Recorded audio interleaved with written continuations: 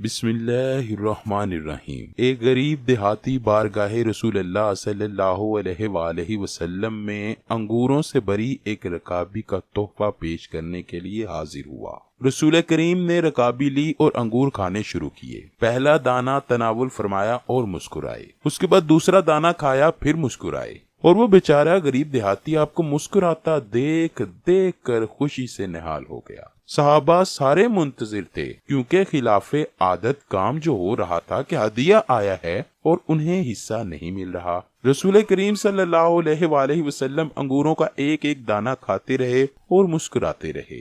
میرے ماں باپ آپ پر فدا ہوں، آپ نے انگوروں سے بری پوری رکابی ختم کر دی، اور آج صحابہ سارے بڑے تجسس میں ہیں، لیکن غریب دیہاتی کی تو عید ہو گئی، خوشی سے دیوانہ ہو چکا تھا، خالی رکابی لیے واپس چلا گیا۔ صحابہ نہ رہ سکے، ایک نے پوچھ لیا، یا رسول اللہ، آج تو آپ نے ہمیں شامل ہی نہیں کیا۔ رسول کریم مسکرائے اور فرمایا، تم لوگوں نے دیکھی تھی اس غریب کی خوشی؟ میں نے جب انگور چکھے تو پتا چلا کہ وہ کھٹے ہیں، مجھے لگا اگر تمہارے ساتھ یہ تقسیم کرتا ہوں تو ہو سکتا ہے تم میں سے کسی سے کچھ ایسی بات یا علامت ظاہر ہو جائے جو اس غریب کی خوشی کو خراب کر کے رکھ دے۔ اللہ اکبر! بے شک رسول اللہ اخلاق کے بلند ترین درجے پر ہیں۔ حضرت انس بن مالک رضی اللہ تعالی عنہ کی ماں نے حضور صلی اللہ علیہ وآلہ وسلم کی خدمت میں عرض کیا، یا رسول اللہ، انس آپ کا ادنا خادم ہے، اس کے حق میں دعائے خیر فرمائے۔ بس آپ نے یوں دعا فرمائی، اے اللہ، اس کا مال اولاد زیادہ کر اور جو نعمت تو نے اسے دی ہے اس میں برکت دے۔ ایک روایت ہے کہ آپ نے فرمایا تھا کہ اس کی عمر زیادہ کر اور بہشت میں اسے میرا رفیق بنا دے۔ یہ دعا ایسی مقبول ہوئی کہ حضرت انس کے باغ میں کھجوروں کے درخت سال میں 2 دفعہ پھل دینے لگے۔ ان کی اولاد 100 سے زیادہ تھی، ایک کم 100 برس کی عمر پائی۔ اخیر عمر میں فرماتے تھے کہ مجھے امید ہے کہ حسب دعائے جناب مصطفیٰ میں بہشت میں آپ کا رفیق بھی ہوں گا۔ اسی طرح حضور اکرم نے حضرت عبد الرحمن بن عوف کے حق میں دعا فرمائی کہ اللہ تجھے برکت دے۔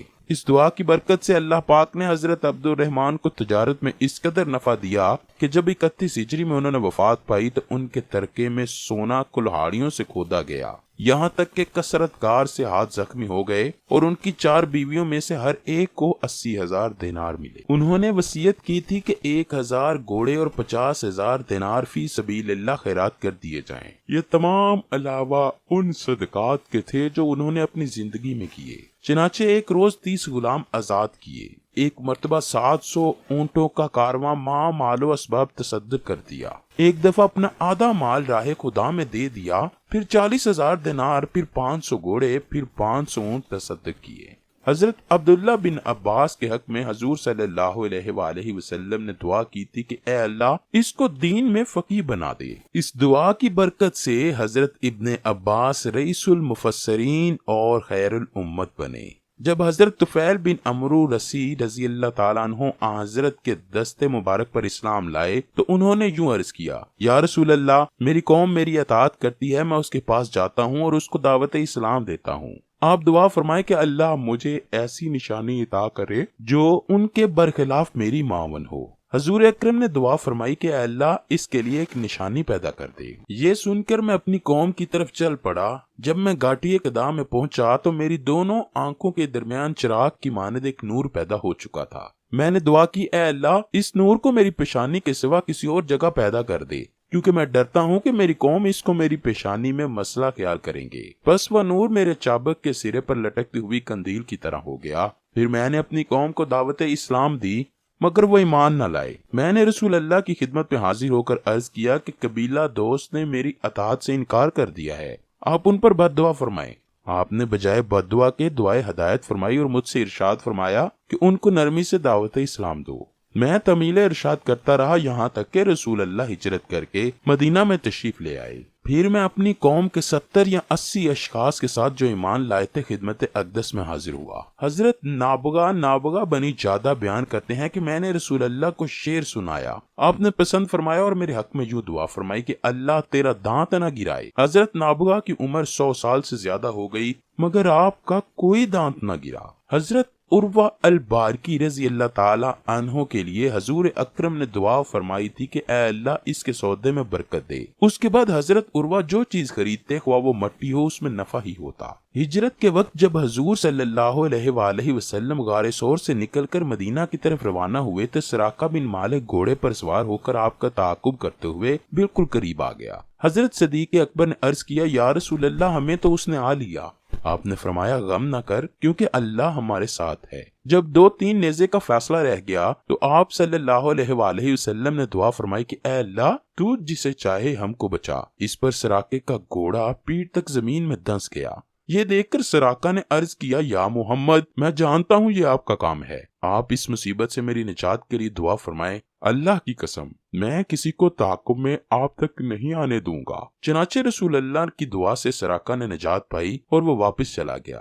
راستے میں جس سے بھی ملتا اسے یہ کہہ کر موڑ دیتا کہ میں نے بہت ڈھونڈا لیکن محمد اس طرف نہیں ہے۔ رسول اللہ کی تشریف آوری سے پہلے مدینہ میں طاعون کی وبا سب سے زیادہ رہا کرتی تھی، لیکن رسول اللہ کی دعا سے ایسی دور ہوئی کہ آج تک وہ مبارک شہر وبا و طاعون سے محفوظ ہے اور محفوظ رہے گا۔ جب قریش نے ایمان لانے سے انکار کر دیا تو حضور اکرم نے دعا فرمائی اے اللہ ان پر حضرت یوسف کے 7 سالوں کی طرح 7 سال قحط لا۔ چنانچہ ایسا ہی ہوا، یہاں تک کہ نوبت پہنچی کہ قریش نے مردار اور ہڈیاں کھائیں۔ ابو سفیان نے حضرت کی خدمت میں عرض کیا یا محمد آپ کی قوم ہلاک ہو گئی، اللہ سے دعا کیجئے کہ قحط دور ہو جائے۔ پس آپ نے دعا فرمائی اور وہ مصیبت دور ہو گئی۔ حضور اکرم نے کسرا پرویز کو جو دعوت اسلام کا خط لکھا تھا اس نے اسے پھاڑ کر پھینک دیا۔ جب آپ نے یہ سنا تو فرمایا کہ اس کا ملک بھی پارا پارا ہو جائے۔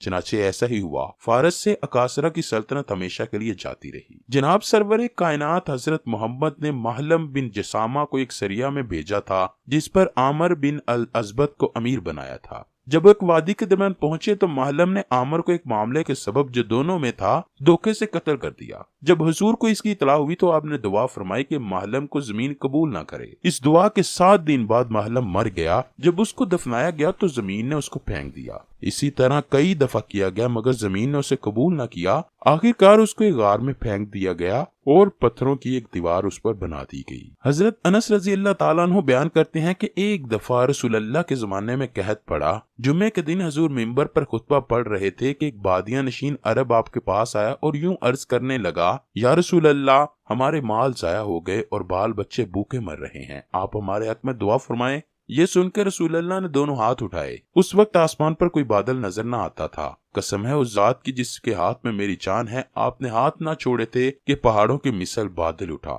پھر آپ ممبر سے نہ اترے یہاں تک کہ میں نے دیکھا کہ بارش کا پانی آپ کی ریش مبارک پر سے نیچے گرنے لگا۔ اسی طرح جمعہ آئندہ تک بارش ہوتی رہی۔ پھر وہی بادیہ نشین عرب آیا اور عرض کرنے لگا یا رسول اللہ ہمارے مکانات گر گئے۔ آپ نے ہاتھ اٹھا کے دعا فرمائی یا اللہ ہمارے گرد مینا برسا اور ہمارے مکانات سے اسے دور رکھ۔ بس جس طرف آپ اشارہ فرماتے بادل دور ہو جاتے یہاں تک کہ مدینہ گول گڑے کی مانند ہو گیا اور وادی کنات میں 1 مہینہ تک پانی جاری رہا۔ جس طرف سے کوئی آتا باران کثیر کی خبر لاتا۔ نجران مکہ مکرمہ سے جانب یمن 7 منزل کے فاصلے پر ایک بڑا شہر ہے جو نجران بن زید بن یشجب بن یارب کے نام سے موسوم ہے۔ یہ شہر ملک عرب میں عیسائی مذہب کا مرکز تھا اور 73 گاؤں اس سے منسلک تھے۔ جناب سرکار دو عالم کے وصال سے 1 سال پہلے یہاں کے عیسائیوں کا ایک وفد مدینہ منورہ میں آیا۔ جب وہ عصر کے بعد مسجد نبی میں داخل ہوئے تو ان کی نماز کا وقت آن پہنچا۔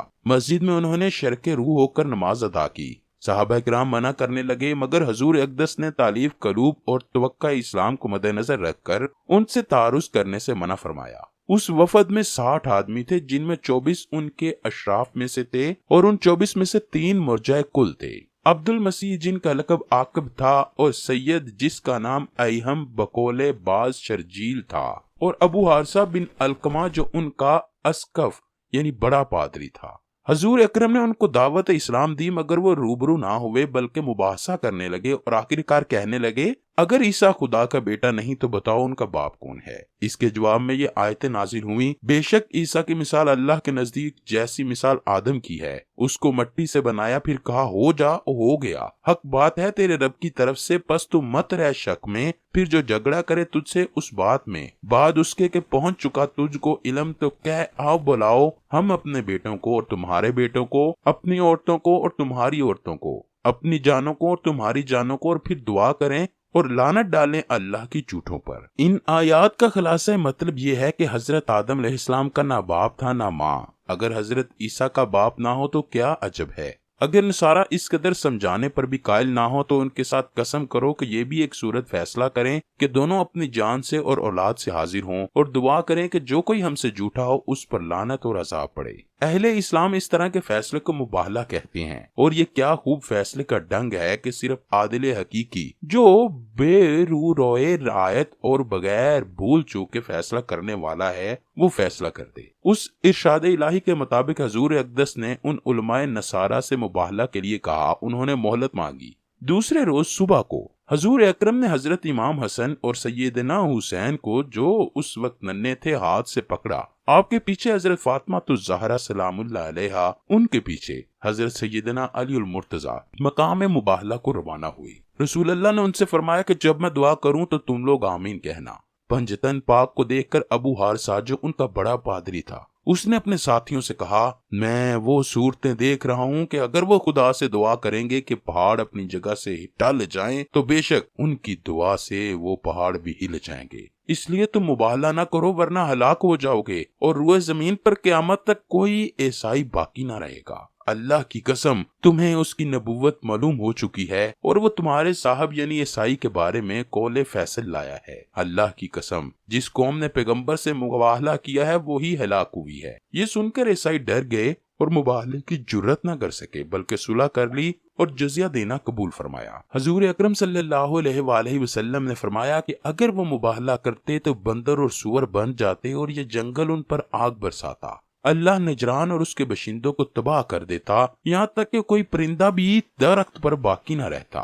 نصارہ کا اس طرح مباہلہ سے گریز بتا رہا ہے کہ اعدائے اسلام بھی حضور اقدس کی دعا کی اجابت کے قائل تھے۔ حضرت سالم بن جعد حضرت جابر سے روایت کرتے ہیں کہ حدیبیہ کے دن لوگوں کو پیاس لگی۔ رسول اللہ کے پاس ایک چھاگل تھا، آپ نے اس سے وضو فرمایا تو لوگ پانی کے لیے آپ کی طرف دوڑے۔ حضور اکرم نے فرمایا تمہیں کیا ہوا؟ انہوں نے عرض کی آپ کی چھاگل کے پانی کے سوا ہمارے پاس نہ وضو کو پانی اور نہ ہی پینے کو۔ رسول اللہ نے اپنا ہاتھ مبارک چھاگل پر رکھا، بس آپ کی انگلیوں سے چشموں کی طرح پانی نکلنے لگا، ہم نے وہ پیا اور وضو کیا۔ میں نے حضرت جابر سے پوچھا تم اس دن کتنے آدمی تھے؟ حضرت جابر نے جواب دیا ہم 1,500 تھے، اور اگر 1,00,000 ہوتے تو تب بھی وہ پانی سب کے لیے کافی ہوتا۔